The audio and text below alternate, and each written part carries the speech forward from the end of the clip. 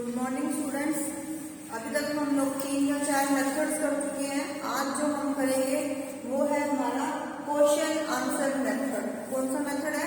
Question answer method. Very very easy method. नाम से ही indication मिल रही है कि मेथड में क्या होने वाला है।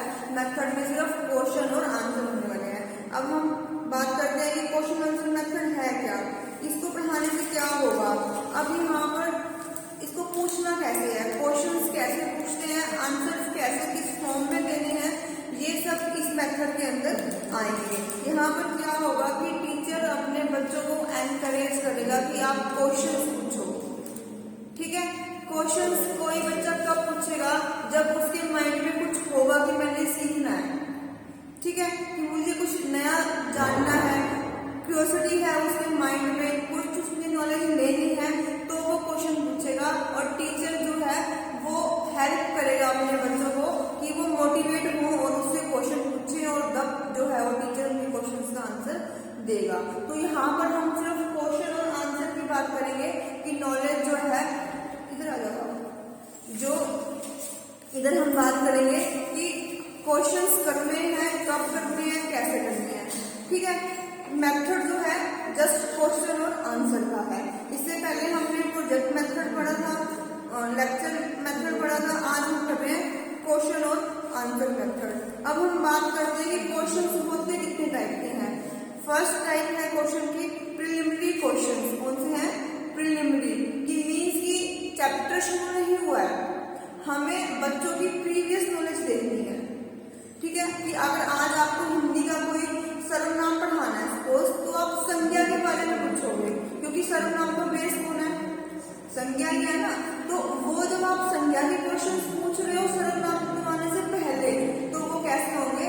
प्रिलिमिनरी क्वेश्चन या प्रारंभिक क्वेश्चन उसको हम कह सकते हैं। ठीक है, दूसरा है हमारे पास डेवलपमेंटरी क्वेश्चन। डेवलप करने हैं क्वेश्चन को। ठीक है, अब आप सर्वनाम ही पढ़ा रहे हो, जब हमने संज्ञा पूछी तब वो कहते हैं प्रारंभिक क्वेश्चन। अब हम क्या करते हैं? डेवलप कर रहे हैं अपने चैप्टर को, तो उसको हम क्या बोलेंगे? डेवलपमेंटरी क्वेश्चन।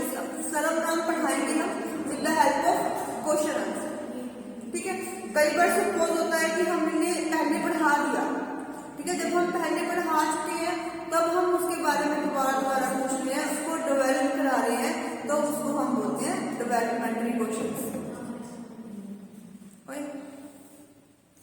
ठीक है, थर्ड है हमारा रिकैप्चुलेटरी क्वेश्चन। क्या है? रिकैप्चुलेटरी, कि आप चैप्टर को रिकैप कर रहे हो, पुनरावृत्ति इसको हम हिंदी में बोलते हैं, कि पढ़ा दिया आपने और आप जितना पढ़ाया उसमें से आप क्वेश्चन पूछ रहे हो। ठीक है, उसके बाद है कंपैरेटिव क्वेश्चन, जहाँ पर दो टर्म्स आती हैं, कि जहाँ पर हम दो टर्म को कंपेयर कर रहे हैं। जैसे अभी हम लोग बात कर रहे थे नेट का एग्जाम और जेआरएफ का एग्जाम सेम है, लेकिन कहीं ना कहीं कंपैरिजन हो सकता है, तो उसको हम क्या बोलते हैं? Comparative questions. उसके बाद है डिफाइनिंग क्वेश्चन, कि आपने जब किसी चीज को डिफाइन करना है, किसी चीज की व्याख्या आपने उसको देनी है, तो उनको हम क्या बोलेंगे? Defining question. उसके बाद है क्रिटिकल क्वेश्चन, की जहां पर आपको किसी की क्रिटिसाइज करना है, किसी को, किसी आलोचना इसको हम बोलते हैं, जहां आलोचना का शब्द आ रहा है, तो वो वाले क्वेश्चन कैसे होंगे? आलोचनात्मक प्रश्न उनको हम बोलेंगे। लास्ट है हमारे पास कंक्लूडिंग क्वेश्चन, कि जब हम अपना सब कुछ समराइज करके क्वेश्चन की फॉर्म में पूछ रहे हैं, तो वो क्या है? Concluding question. ठीक है, टाइप ऑफ क्वेश्चन क्लियर है। ठीक है, उसके बाद हम ये बात करते हैं कि टेक्निक है क्या ये, जो क्वेश्चन कैसे पूछे जाए। ठीक है, question should not be asked in rapid manner. Questions पूछने हैं तो कैसे पूछेंगे? इजीली, आराम से पूछेंगे। फाइटिंग नहीं करनी है क्वेश्चनों की, कि एक क्वेश्चन बोला दूसरा तीसरा चौथा, नहीं, आराम से पूछेंगे। कि पहले हमने एक क्वेश्चन पूछा, उसका हमें आंसर मिल जाता है, हम उसके आंसर को अगर डिस्कस करना है तो वो डिस्कस कर लो, देन सेकंड क्वेश्चन में हम आएंगे। ठीक है, तो क्वेश्चन पूछने का भी वे होता है। ठीक है, तो पहला हमने क्या सीखा कि क्वेश्चन हमने रैपिडली फटाफट से नहीं पूछनी है। सेकंड है वही बता दिया कि sufficient time should be taken to the answer. जब हमने आंसर लेना है तो हमें बच्चों को टाइम देना पड़ेगा, कि ये नहीं है कि अगर 1 सेकंड में ही आपने बच्चे को खड़ा किया, वो अभी सोच ही रहा है माइंड में और आपने अगला बच्चा खड़ा कर दिया। नहीं, जिस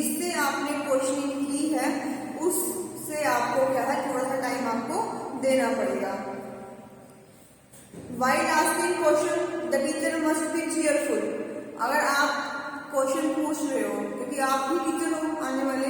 आप जब अपने क्लासरूम में बच्चों से क्वेश्चन पूछोगे तो आप चीयरफुल रहोगे, गुस्से वाला मूड में लाओगे, क्योंकि देखो जब आप पढ़ाओगे तो बच्चे छोटे होंगे, ठीक है। तो कई बार बच्चे क्या होता है, बच्चे को आता है, वो अपने सर या मैम की शक्ल देख के डर जाते हैं, ठीक है। तो you have to have smile on your face while questioning. Teacher should not repeat the question, आपको क्वेश्चन रिपीट नहीं करना, एक ही बार में अच्छे से क्वेश्चन बोलना है। While asking question the teacher must face the whole class, कि आपने जब क्वेश्चन करना है एक बच्चे को टारगेट नहीं बनाना, ठीक है। जब आप क्वेश्चन छोड़ोगे या पूछोगे तो आपका ध्यान कैसे होना चाहिए, पूरी क्लास की तरफ होना चाहिए। अगर आप एक बच्चे को टारगेट बना के क्वेश्चन पूछते हो, दैट मीन कि वो क्वेश्चन सिर्फ उसी बच्चे के लिए है, नहीं। आप टीचर हो, आपका क्वेश्चन जो है वो पूरी क्लास के लिए होगा, ठीक है। तो पहले क्वेश्चन बोलना है, फिर 1-2 सेकंड का पॉज देना है, पूरी क्लास को आपने देखना है, और फिर एक बच्चा या 2 बच्चों को आपने खड़ा करना है, ठीक है। उसके बाद है सिंपैथेटिक मैनर में। अब यहाँ पर सिंपैथी मैनर क्या आता है कि जो टीचर और बच्चों का रिलेशनशिप है वो सिंपैथी बेस होता है, एम्पैथी बेस होता है, कि वहां पर इतना कम्युनिकेशन होना चाहिए कि टीचर से बच्चा क्वेश्चन पूछ सके, ठीक है। अगर आप शक्ल से झगड़ालू और बहुत रोबदार लगोगे तो कोई भी बच्चा अपनी क्वेरी आपसे नहीं करेगा। जब बच्चा आपसे क्वेरी नहीं कर रहा, दैट मीन्स कि आप जो बच्चे की क्यूरियोसिटी है, नॉलेज है, वो पूरी नहीं डेवलप हुई।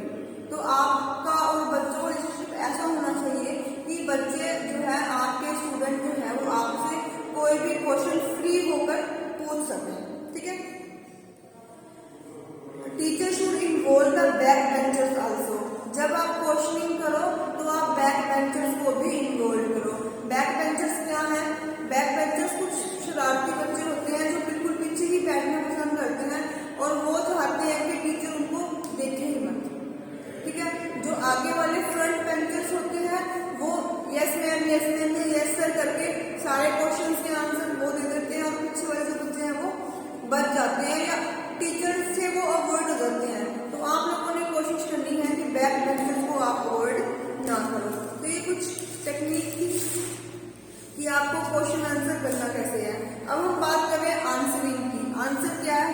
Answering is very important in questioning. आप क्वेश्चन करते रहो, बच्चे आपको आंसर ना दें, कैसा फील होगा आपको? कैसा फील होगा बताओ? कि मेरे बातों को इग्नोर कर रहे। सेकेंडली ये हो सकता है कि टीचर ये समझ ले कि आपने कुछ कराया ही नहीं है, ठीक है।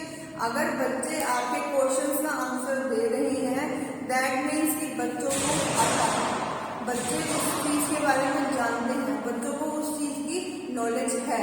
सेकेंडली, और बच्चे जो है वो रेडी है रिस्पॉन्ड करने के लिए। सबसे बड़ी चीज यही रहती है कि आपके स्टूडेंट रेडी हो रिस्पॉन्ड करने के लिए। रिस्पॉन्स रॉन्ग है या राइट है वो हम बाद में चेक करेंगे, ठीक है।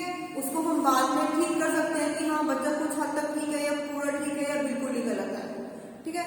तो क्वेश्चनिंग की सीलिंग मेथड में आंसरिंग देना भी बहुत इंपॉर्टेंट है। ये नहीं है कि आपने क्वेश्चन तो बहुत अच्छे ढंग से पूछ लिए, रैपिडली कुछ नहीं पूछे, आपने आराम से पूछे हैं, आप हंस भी रहे थे जब क्वेश्चन पूछ रहे थे, आपने ध्यान सबकी तरफ दिया, बट रिजल्ट नहीं आया। तो जितने एफर्ट बीइंग अ टीचर आप करोगे तो वो वेस्ट हो जाएंगे। तो बच्चों की आंसरिंग करना भी बहुत जरूरी है, ठीक है। अब आंसरिंग के लिए टीचर का रोल क्या रहेगा? The good teacher should encourage students. कि जो गुड टीचर होगा तो वो क्या करेगा? अपने बच्चों को एनकरेज करेगा, मोटिवेट करेगा कि आप आंसर्स दो। और जब बच्चे आंसर दे देते हैं तब टीचर क्या कर सकता है? कि मेरी बातों को समझ नहीं, अगर आपने मेरी बात का आंसर दे दिया और आंसर आपने सही दिया तो मेरी ड्यूटी क्या रहेगी कि मैं आपको वहीं पर प्रेज करूं, वेरी गुड, ठीक है। तो ये कुछ ऐसे शब्द हैं कि जब आप देखो आप मैच्योर हो, आपको इनके ऊपर इतना फर्क नहीं पड़ेगा कि आपको किसी ने गुड किया, वेरी गुड बोला। जब आप स्कूल में जाओगे, जो बच्चे होंगे 7th का, 8th का या 9th का, अगर उनको गुड, वेरी गुड, एक्सीलेंट